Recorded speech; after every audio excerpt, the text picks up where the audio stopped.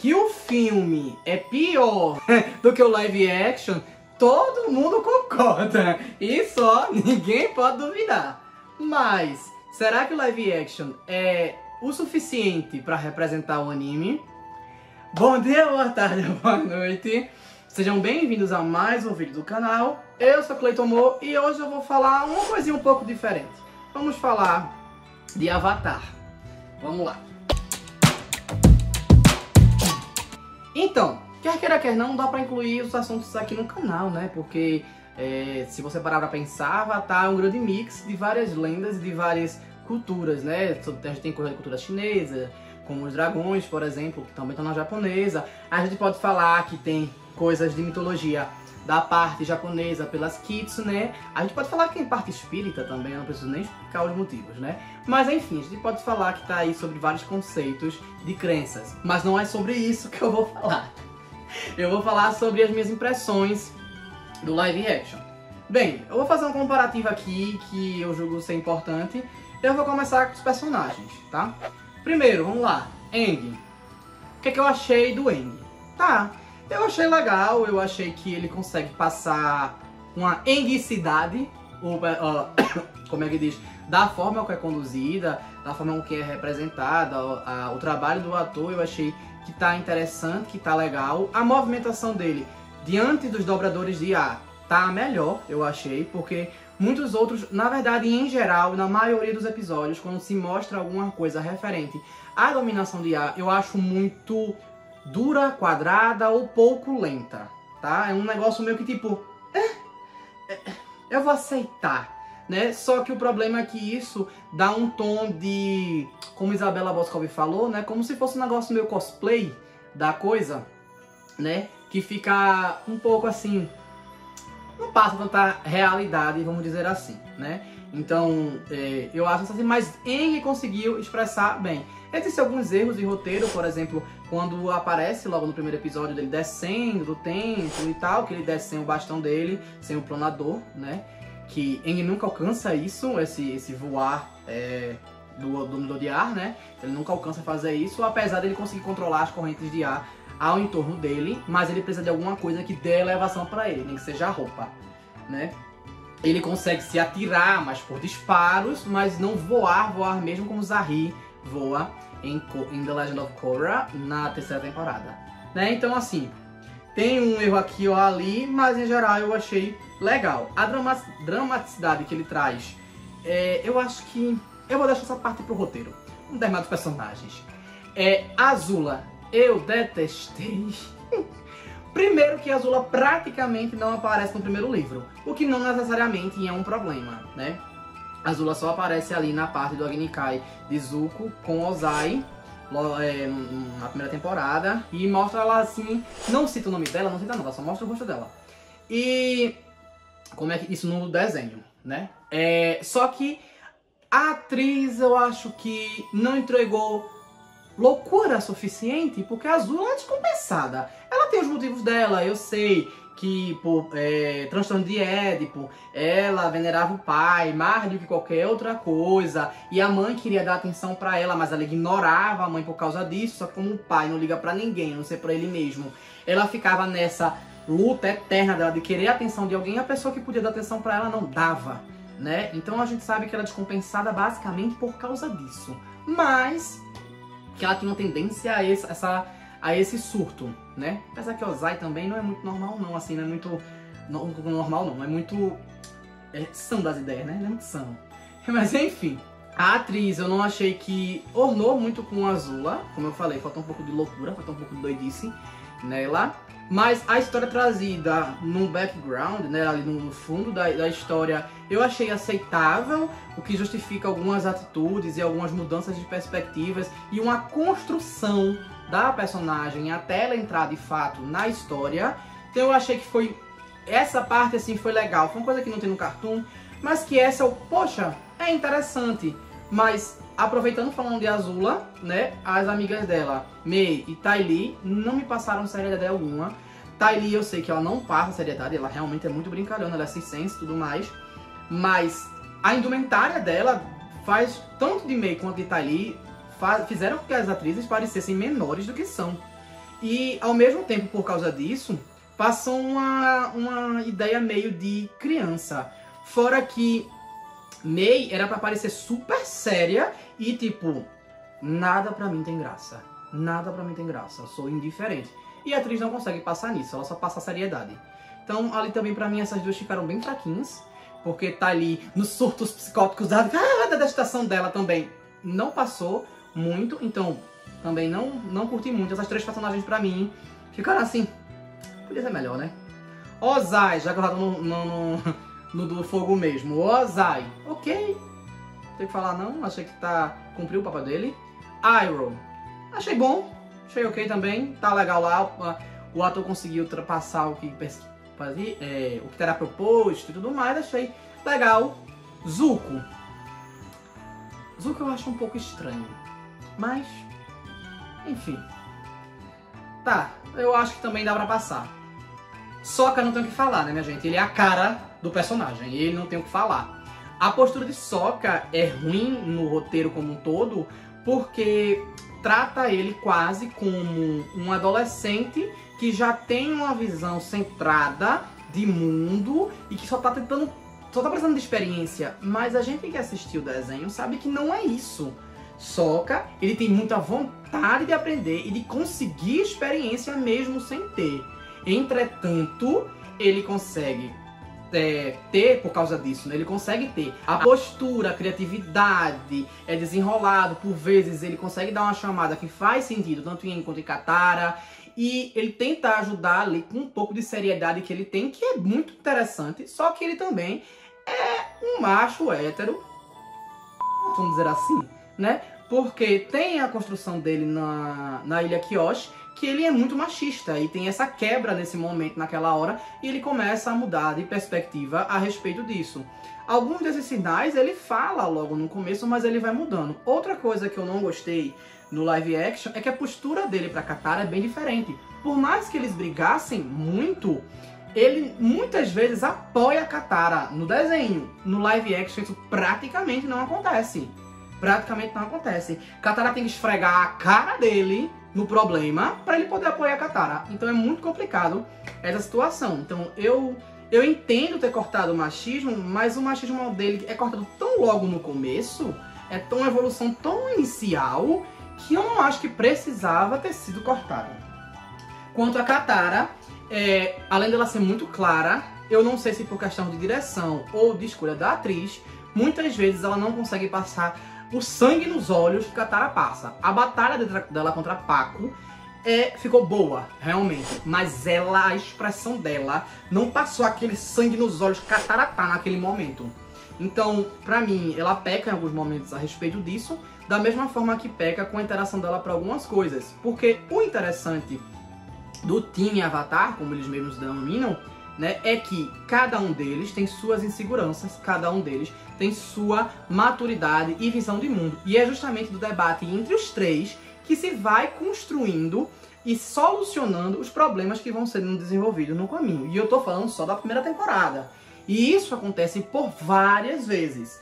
Então, assim, no live action, pra mim, isso não passou tão bem. Isso não foi legal. Aang é toda hora reflexivo. Momento nenhum, quase momento nenhum, ele é brincalhão. Quase momento nenhum ele tenta levar numa coisa mais leve. Ele sempre tá. Não porque o peso do mundo. Eu provavelmente tomaria essa atitude se estivesse no lugar dele. Mas não é o que acontece no desenho, né?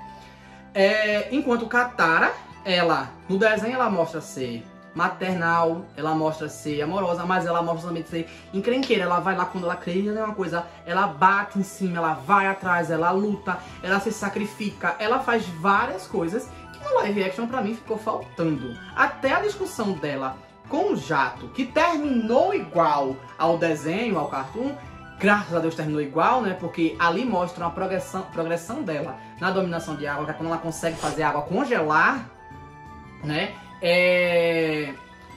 Foi legal, mas a discussão deles, a forma com que ela discute com ele, é assim. Sabe? O enredo é interessante, é praticamente a mesma coisa, a forma aconteceu alguma coisa, mas ela não conseguiu passar o sangue nos olhos, mais uma vez.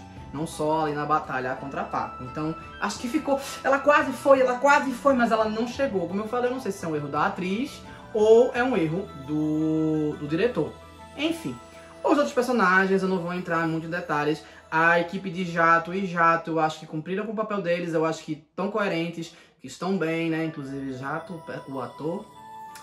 Que velha safada! Mas, enfim, eu achei que então tá bom ali a coisinha. Boom, eu também achei coerente.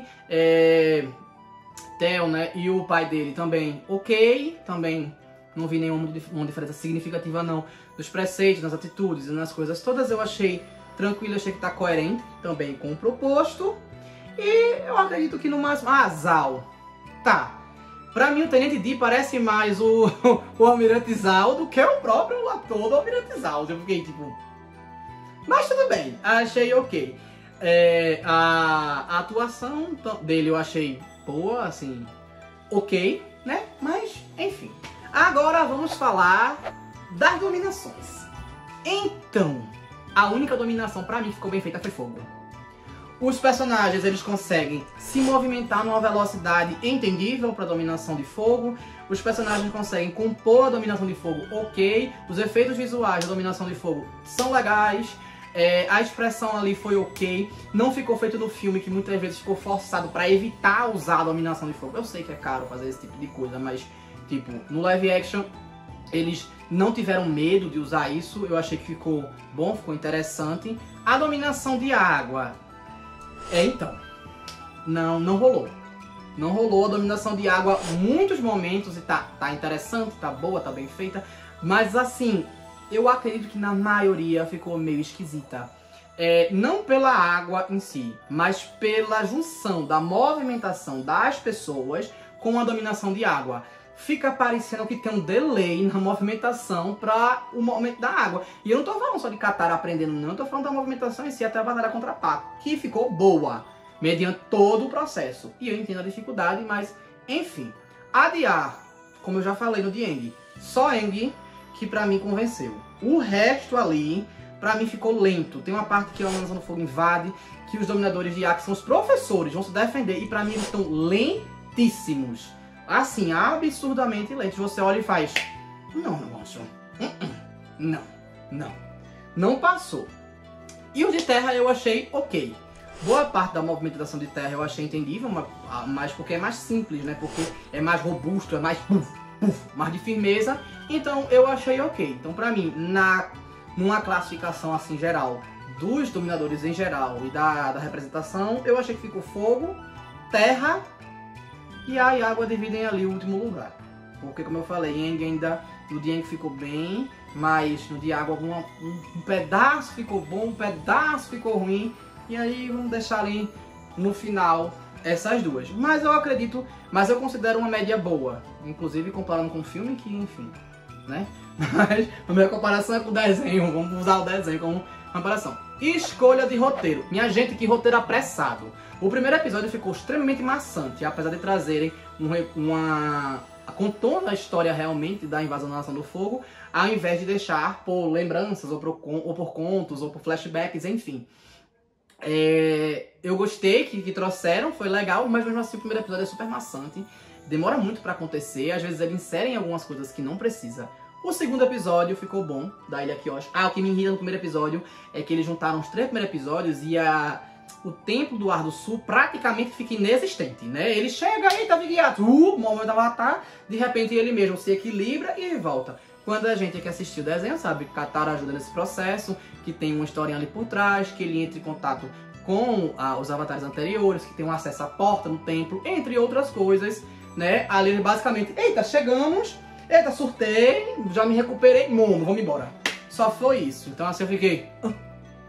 Nas Ilhas Kyoshi não colocaram a perseguição dele pro Koi, porque quiseram tirar a infância dele, né? Não botaram o Nagi, não botaram, por isso já fizeram outra coisa, já introduziram outra forma, a implicância de Sokka já é outra, é uma implicância de guerreiro, não machista, o que isso eu não achei ruim, tá? Não segui o original, não segui o original. O que me incomoda em Sokka é ele não tirar as piadas, ele não fazer as brincadeiras, ele não debochar. O que me incomoda em todos os outros, porque Katara e Aang também fazem. Katara é que menos faz, mas todos eles fazem. Eu quero ver quando enfiarem Toph. Que Toph, ela não conversa, ela debocha o tempo inteiro. Aí eu quero ver como é que vão fazer. Né? Porque tiraram de Sokka, Katara e de Aang. Mas enfim, optaram pela conversa dele com Kyoshi ali, o que não rola, né? E botaram Kyoshi pra usar o corpo dele. O que deveria ter acontecido com o Roku no Templo de Fogo, né? Da meia-lua lá. E que deveria ter um negócio de Cometa Sozen, aquele negócio todo, enfim. Também alteraram. A conversa de trazer pro mundo espiritual, adiantarem personagens como a coruja que sabe 10 mil coisas, 10 mil coisas, 100 mil coisas, agora não lembro agora, que é o espírito que sabe 100 mil coisas, lá. Adiantaram essa personagem, que é da segunda temporada, e eu fiquei, né, pra que isso? Jogaram Jato e Theo em Omashu, que na primeira vez que ele chega em Omashu não tem nada disso, né? Mas o que eu achei legal é que botaram a história de Omashu ali já na primeira vez.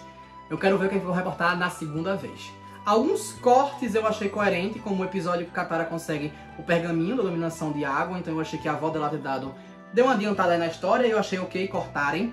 Outros cortes você consegue engolir que aconteceram, como o do aprisionamento, mas ali mostra a progressão de Katara e a desenvoltura de Katara a respeito disso aprisionada, no caso. Mas um deles pra mim foi crucial e que não faz sentido de jeito nenhum ter sido cortado, que é quando o Aang começa a dominar fogo no final do primeiro livro. Por quê? Porque ele começa a dominar fogo com o chefe, então, o que foi mestre do almirante Zhao, ou Zhao, né? Depende do chinês aí. Mas enfim. E por que é importante? Porque Aang, neste episódio, ele desenvolve um trauma. Porque ele queima Katara. Vamos assistir lá esse episódio, lá na série original, lá. Ele queima Katara. E a partir dessa queimada de Katara acontecem duas coisas. Uma, que Katara aprende a curar usando a dominação de água. Ela aprende instintivamente. O que demonstra que ela é uma curadora de água desenrolada. Que ela entende como funciona, mesmo que seja no âmago dela. E que ela consegue perceber o fluxo da coisa.